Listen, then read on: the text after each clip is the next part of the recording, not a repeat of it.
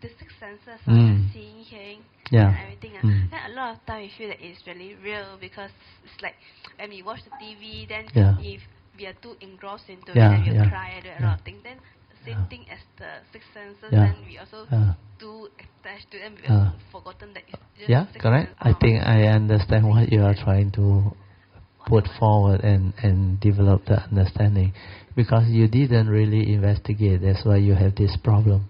Where you have the Dhamma knowledge there, and you know this one at the back there is something. It's actually most of the time is still the thought, but you didn't investigate into it. When you investigate into it, then it becomes very different. Like the sixth sense door.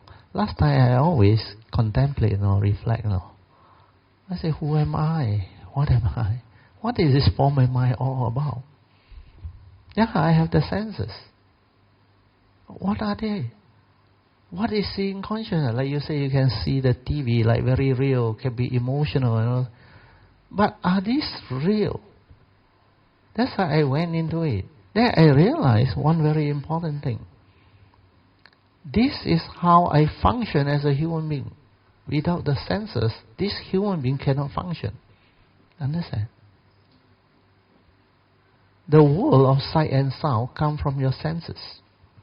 Without the eye, the seeing consciousness, you cannot see things, the sight. Without the hearing consciousness, the sound, the music, all cannot. You can't hear. Then without your taste bud, all the good food, you cannot experience.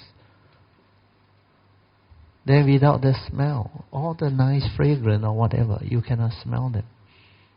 Then without the tactile sensation, the nice aircon and all those weather, the whatever, you cannot experience them, the beautiful nature and all those things. Then without the brain, without the consciousness, you cannot have mental perception, mental feeling, mental states. You cannot meditate and do. Then I realize these senses is what I need to live life. This is what I am. Understand? So without the senses, I cannot know the world. I cannot interact with the world. I need the senses to interact with the world, to know the world, to experience the world, to live life and to do all those things. Then I realize the senses is very important. But the senses is not me. It's like the physics experiment. Understand? Dependent originating, condition arising. Upon contact, the light bulb lights up. Then I become conscious of what I see, conscious of what I listen. Then the brain, the conditioning, the views, you must see all this in the meditation. How you react, how you stir your mind. Then you understand all this is the mundane mind with the delusion, the lack of understanding. But there is a nature within that is beyond the thought, beyond the mundane mind. The true nature, the true mind, the silent. Find out what that is. Realize that true mind. The moment you realize that, you go to Huineng's sudden enlightenment. You will awaken. You will understand. No wonder. All this is not real. Only that nature within. And that nature is the eternal nature. That nature never dies. But that nature cannot come out and live life. Do you understand? It's not a human being. It's not an entity. It's just that nature. It's not even a boy or a girl or a man. Understand? No word. Just that nature. And this one cannot come out. So how to come out? Karmic nature. From there, conditional form of mind. That's why this form of mind is connected to that nature. So you have to realize that true mind.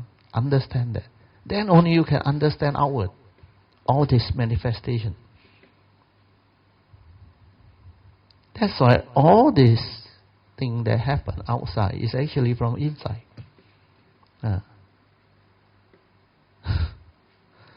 Mind is external manifestation.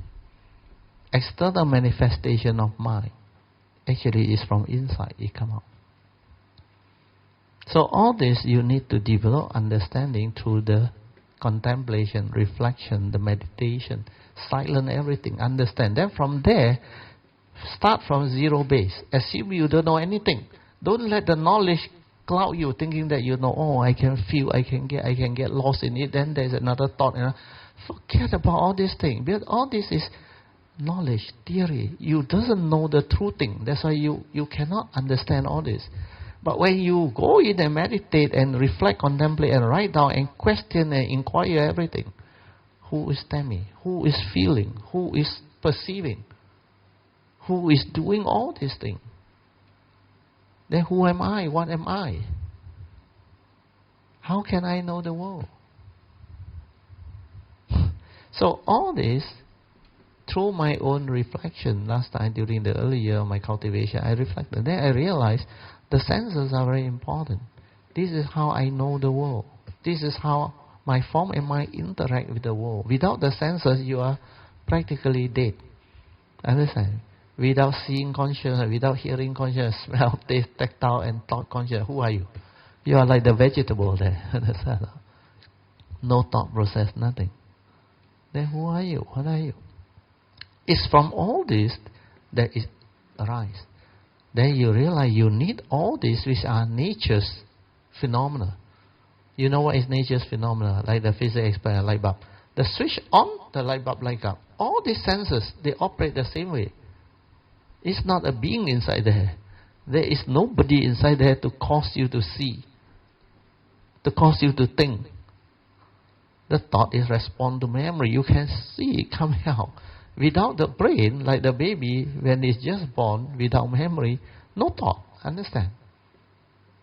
Then you will start to understand what is the pure consciousness, pure awareness before the seeing, before the perception, before the thought come out. Without memory, there is no thought. But when you grow up with the sophisticated conditioning, memory and accumulation, yet you can see like a baby. That is the real meditative mind. You can still see things as they are, without the perception, without the words. Can see reality, truth. Yeah. Okay? Sadhu to tell me, the good question. Sadhu, sadhu, sadhu. But if you don't ask, there is no condition to share and teach. Although she herself doesn't know what she wants to ask. But my nature can sense. That's what confusing her. That's why she cannot understand. So now you understand why the second turning is very important. Reflect, contemplate. That's why keep on listening to the video.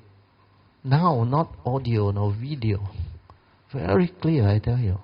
That's why last night Song has been doing that. Listen and listen. He non-stop. He has been carrying around and listening to it. At office, at home, in the car, everywhere. Like last time Alicia also said, traveling on the train, also listening non-stop. That's how the second step, listening to the true Dhamma, reflect on them, then the second turning wisdom stabilize. When that one stabilize, the initial wisdom can even transform you to become at least a Sotapan or, if not, Sakadagami. Then later on, you will go through the real cessation and realize Arahantship and beyond. Then your Bodhisattva vow will take you along. So all these are possible, not difficult. That's why I listen, especially the video. I tell you, the video is going to transform a lot of things. A lot of this teaching people never hear before. Later on, when the condition come, you will see how all this become very, very potent. A lot of people will learn and progress very fast.